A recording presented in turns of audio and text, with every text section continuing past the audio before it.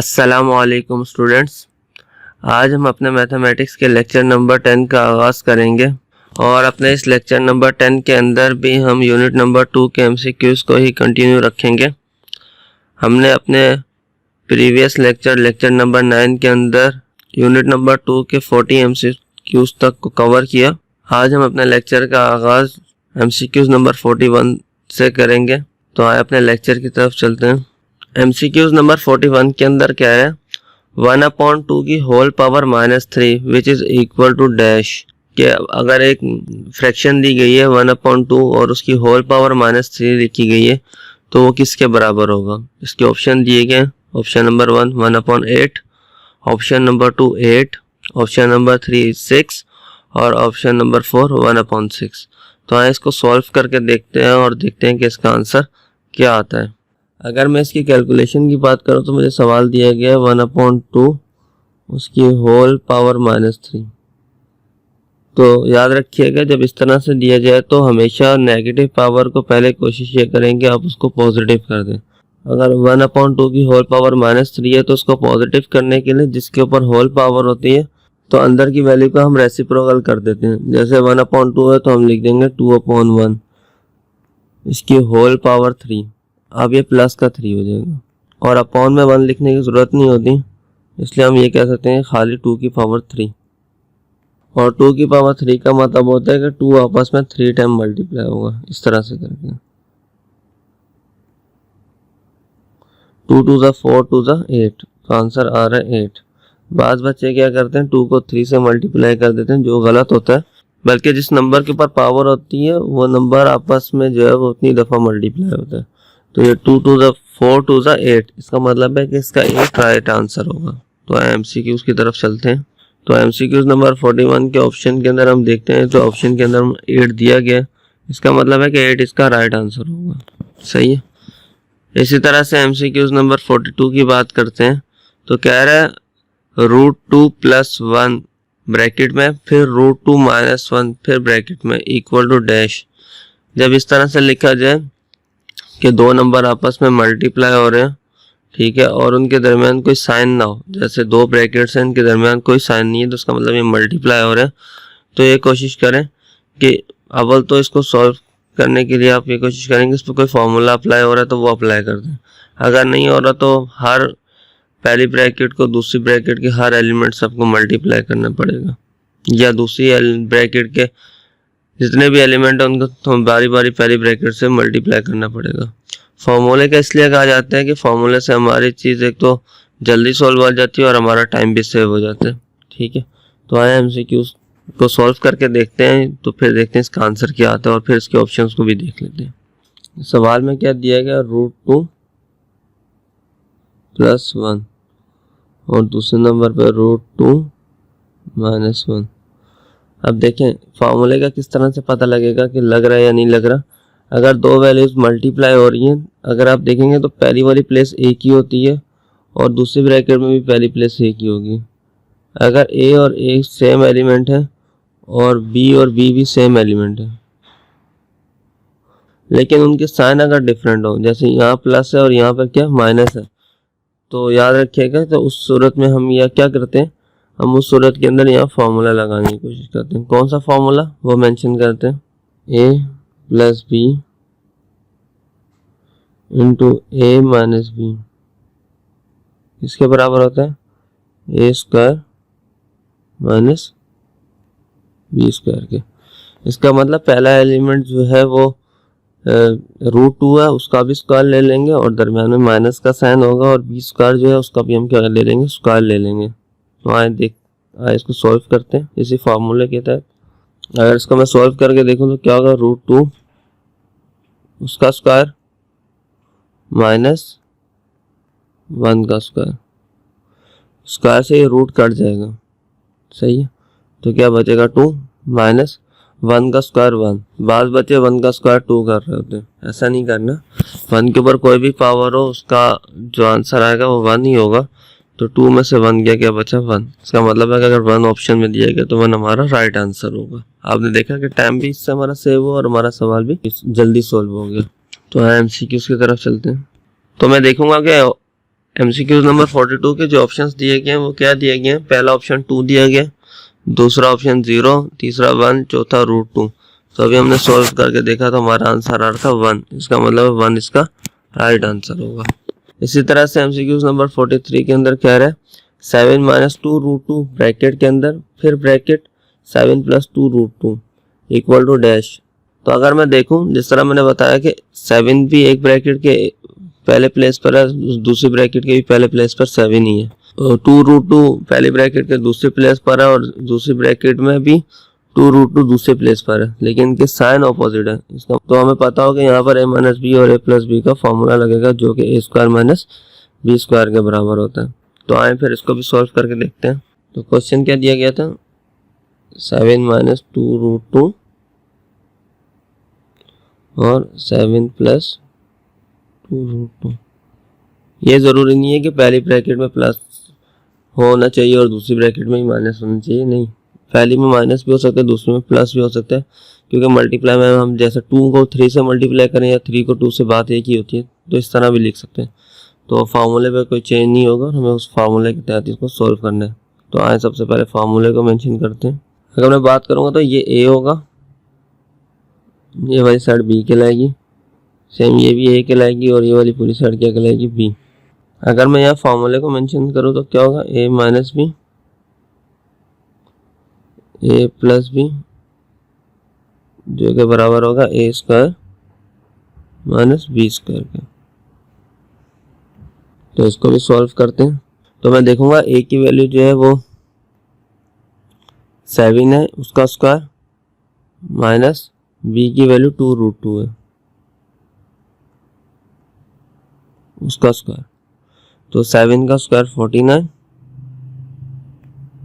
Minus 2 √2 है और whole power 2 है, तो इसका मतलब 2 के ऊपर पावर अलग होगी और √2 के ऊपर पावर अलग आएगी।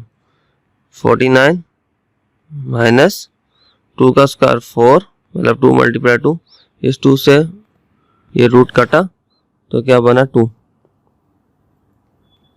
49 minus 4 2 8, 49 minus 8 is equal to 41। इसका मतलब 41 इसका राइट आंसर होगा। तो आए MCQ के ऑप्शंस की तरफ चलते हैं। अगर MCQ नंबर 43 के ऑप्शंस की बात करूं तो ऑप्शन में दिया गया 45, 43, 41 और 57। तो अभी हमने सॉल्व कर देखा कि 41 इसका राइट आंसर था। इसी तरह से MCQ नंबर 44 के अंदर क्या कह रहा है? 2 √2 + 7 ब्रैकेट के अंदर, फिर ब्रैकेट क्लोज, फिर ब्रैकेट ओपन, 2 √2 - 7, फिर bracket close which is equal to dash. Option हमें दिए गए option number 1 -45, option number 2 -43, option number 3 -41 और ऑप्शन नंबर 4 57। तो अगर मैं देखूं पहली ब्रैकेट के अंदर 2 √2 फर्स्ट प्लेस पर है और सेम दूसरी तरफ भी पहली प्लेस पर 2 √2 है दूसरी ब्रैकेट के अंदर, और इसी तरह पहली ब्रैकेट के सेकंड प्लेस के ऊपर 7 है, तो दूसरी ब्रैकेट के भी दूसरे प्लेस पर 7 है, लेकिन साइन ऑपोजिट है। ये तब देखना जब दो ब्रैकेट्स मल्टीप्लाई हो रही हैं। तो यहाँ देखूंगा तो मल्टीप्लाई हो रही है, तो इसलिए यहाँ पर भी हम वही फॉर्मूला के थ्रू उसको सॉल्व करके देखते हैं कि हमारा आंसर क्या आता है। चलें फिर MCQ को सॉल्व करने की तरफ चलते हैं और उसको सॉल्व करके देखते हैं कि हमारा आंसर क्या आता है। सवाल हमें क्या दिया गया? 2 √2 + 7 और 2 √2 - 7। सेम उसी तरह से यहाँ a है, ये b है, ये वाली टर्म a है और ये वाली टर्म b है। तो ये साइन ऑपोजिट है, तो फॉर्मूला मेंशन करते हैं। तो फॉर्मूला क्या होगा? a + b, a - b which is equal to a² - b²। और इसको सॉल्व करके देखते हैं इसी फार्मूले से। हम लिखेंगे 2 √2 का होल स्क्वायर - 7 का square which is equal to, जैसे मैंने बताया 2 के ऊपर पावर अलग आ जाएगी, √2 के ऊपर पावर अलग आएगी, -7। अगर ब्रैकेट के अंदर दो वैल्यूज मल्टीप्लाई हो रहे हैं और उसके ऊपर होल पावर हो तो according to law of exponential आप दोनों के ऊपर पावर अलग अलग लिख सकते हैं। तो हमने यहाँ पे भी लॉ ऑफ एक्सपोनेंशियल इस्तेमाल किया। फिर आगे देखेंगे 2 का स्क्वायर जो है वो 4, इंटू 2 से ये स्क्वायर रूट कट जाएगा, -7, सॉरी यहाँ -7 का होल स्क्वायर था और यहाँ 7 का स्क्वायर। इसी तरह से 2 का स्क्वायर 4, यहाँ 2 -7 का स्क्वायर 49, 4 2 सा 8 -49, तो क्या आएगा answer, which is equal to 49 में से 41, किसका 41, माइनस का, उसकी वजह क्योंकि बड़ी वैल्यू के साथ माइनस का साइन है, प्लस माइनस माइनस, 49 में से 8 गया 41 बचा और बड़ी वैल्यू के साथ माइनस का साइन तो माइनस का 41। तो आयन ऑप्शन की तरफ चलते हैं। अगर एमसीक्यूज नंबर 44 के ऑप्शंस की बात करूं तो पहला ऑप्शन दिया गया -45, दूसरा दिया गया -43, तीसरा दिया गया -41 और चौथा 57। तो अभी हमने सॉल्व करके देखा, इसका आंसर क्या रहा था, -41। ये इसका मतलब -41 इसका राइट आंसर होगा। इसी तरह से अगर मैं एमसीक्यूज नंबर 45 की बात करूं, कह रहा है 5 की पावर 3 उसकी पावर 2 डिवाइडेड बाय 5 की पावर स्क्वायर फिर उसकी power cube which is equal to dash. तो यहाँ पर भी हम इसको सॉल्व करके देखते हैं तो हमारा आंसर क्या आता है। तो एमसीक्यूज 45 को भी सॉल्व करते हैं। अगर एमसीक्यूज नंबर 45 को सॉल्व करने की बात करूं तो कह रहा है 5 की पावर 3 उसका स्क्वायर डिवाइडेड बाय 5 की पावर 2 उसकी पावर 3। सही है। अब देखिए यहाँ कोई ब्रैकेट इस्तेमाल नहीं हुई ना, इसका मतलब है जो 5 की पावर 3 है जो उसके ऊपर 2 लिखा हुआ है वो 2 जो है वो 3 की पावर है, ना कि 3 2 से मल्टीप्लाई हो रहा है। सही है। तो अभी हम इसको करके देखते हैं किस तरह से होगा। हमने 5 ऐसे ही लिखा, 3 की पावर 2 क्या होता है, 3 की पावर 2 का मतलब होता है 3 multiply by 3 which is equal to 9। इसका मतलब 5 की पावर 9 हो जाएगी, ये डिवाइड का साइन था, ठीक है। डिवाइडेड बाय 5 की पावर 2 का मतलब 5 एज इट इज आ जाएगा और 2 की पावर 3 का मतलब बेटा 2 multiply 2 which is equal to 8। सही है। इसका मतलब 2 की पावर 3 8, 5 की पावर 8, ठीक है। अगर मैं according to law of exponential की बात करूं तो एक्सपोनेंशियल में कहता है कि अगर दो वैल्यूज 5 की पावर 9 और डिवाइड हो रहा हो 5 की पावर 8 मतलब बेस सेम हो और वो दो नंबर आपस में डिवाइड हो रहे हैं तो उनकी पावर्स आपस में क्या हो जाती हैं, सब्ट्रैक्ट हो जाती हैं। तो अगर हम यहाँ देखें तो हम यहाँ पर लॉ ऑफ एक्सपोनेंशियल अप्लाई कर सकते हैं क्योंकि दोनों साइड पर बेस जो है वो सेम है और उनकी पावर्स जो है वो सब्ट्रैक्ट हम करा सकते हैं इन शॉर्ट।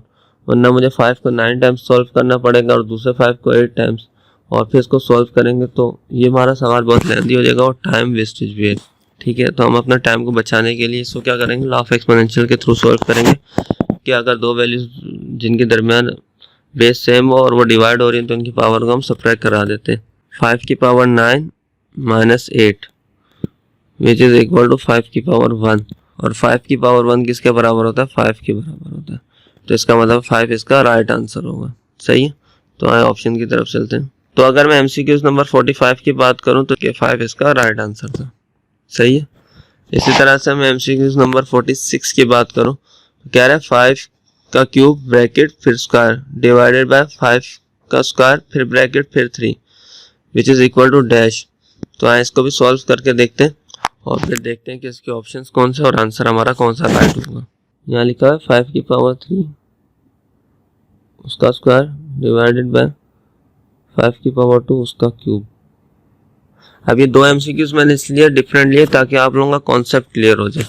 याद रखिएगा कि अगर जैसे यहाँ लिखा है ना 5 की पावर 3 ब्रैकेट के बाद स्क्वायर लिखा हुआ है तो याद रखिएगा कि अगर इस तरह से लिखा जाए कि दो पावर्स के दरमियान अगर ब्रैकेट आ रही हो तब वो पावर्स आपस में मल्टीप्लाई होती हैं। जैसे 3 2 से अब मल्टीप्लाई होगा 5 की पावर ये 6 हो जाएगा, ठीक है।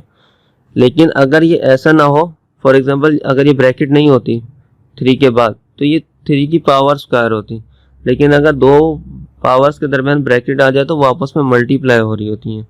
डिवाइड सेम इसी तरह से 5 की पावर स्क्वायर उसकी होल पावर 3 इसका मतलब 2 और 3 भी आपस में मल्टीप्लाई हो रहे हैं। इसके दरमियान ये ब्रैकेट ना होती तो ये 5 की पावर 2 और फिर 3 लिखा होता, हम 2 की पावर 3 लेकर सॉल्व करते जैसे हमने पिछले एमसीक्यूज के अंदर किया। अब सेम यहाँ पर भी दोनों तरफ बेस सेम है और दरमियान में डिवाइड का साइन आ जाए तो हम दोनों पावर्स को सब्ट्रैक्ट करा देते हैं। तो क्या हो जाएगा 5 की पावर 6 माइनस 6 और 5 की पावर क्या आ जाएगा 0। और हमें इस चीज़ का पता है कि किसी भी नंबर की पावर अगर 0 हो तो वो 1 के बराबर होता है।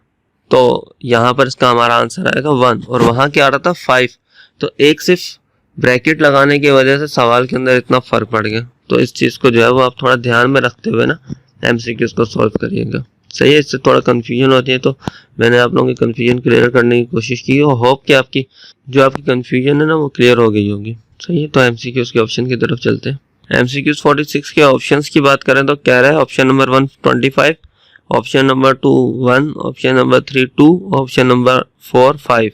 अभी हमने सॉल्व करके देखा कि इसका आंसर क्या आ रहा था 1, इसका मतलब 1 इसका राइट आंसर होगा। इसी तरह से अगर मैं एमसीक्यूज नंबर 47 की बात करूं, लिखा हुआ है a cross a minus 1 which is equal to dash, तो ये क्या होगा। तो आए इसको भी सॉल्व करके देखते हैं और फिर इसके एमसीक्यूज के ऑप्शंस की तरफ चलते हैं और देखते हैं कि वो हमसे क्या कहते हैं। सवाल हमें दिया गया a मल्टीप्लाई a की पावर माइनस 1, ये ऐसे भी दे सकता है और ये यूं भी दे सकता है a डॉट a की पावर माइनस 1, बात एक ही है। तो यहाँ पर हम लॉ ऑफ एक्सपोनेंशियल अप्लाई करेंगे। याद रखिएगा लॉ ऑफ एक्सपोनेंशियल हमारा मल्टीप्लाई और डिवाइड के लिए वैलिड होता है, ठीक है। और अगर आपको लॉ ऑफ एक्सपोनेंशियल के रिलेटेड कोई भी कंफ्यूजन है तो आप मेरे यूट्यूब चैनल में प्लेलिस्ट के अंदर जो है वो क्लास मैट्रिक मैथमेटिक्स के नाम से एक फाइल होगी, उसके अंदर आप लॉ ऑफ एक्सपोनेंशियल का पूरा लेक्चर देख सकते हैं। तो आपको लॉ ऑफ एक्सपोनेंशियल के रिलेटेड कॉन्सेप्ट भी जो है वो क्लियर हो जाएंगे। तो लॉ ऑफ एक्सपोनेंशियल क्या कहते हैं कि अगर दो वैल्यूज मल्टीप्लाई हो रही है, उनकी बेस सेम हो तो उनकी पावर्स हमेशा ऐड हो जाती हैं।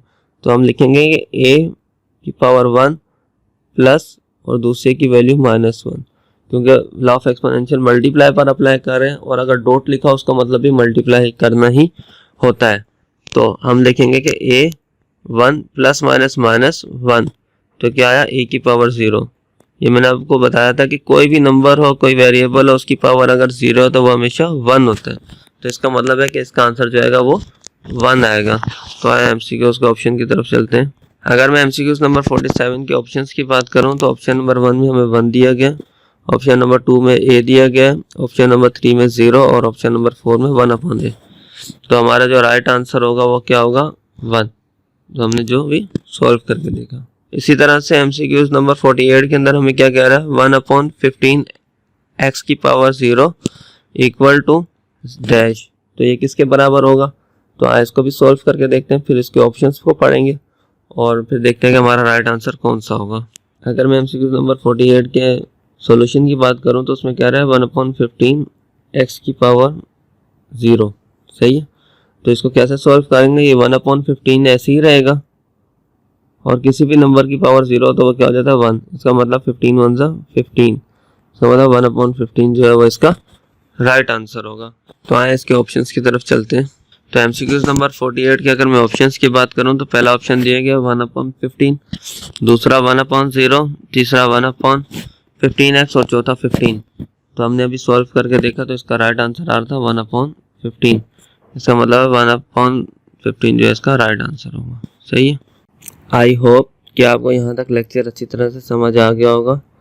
प्लीज़ आप हमारे चैनल को लाइक शेयर एंड सब्सक्राइब ज़रूर कर दें और दूसरे दोस्तों के साथ भी शेयर करें और बेल आइकन को ज़रूर प्रेस करें ताकि आने वाली नई वीडियोस आपको मिलती रहे। Thank you for watching. इंशाल्लाह नेक्स्ट लेक्चर में आपसे मुलाकात होगी। तब तक के लिए अपना ख्याल रखिएगा। अल्लाह हाफिज़।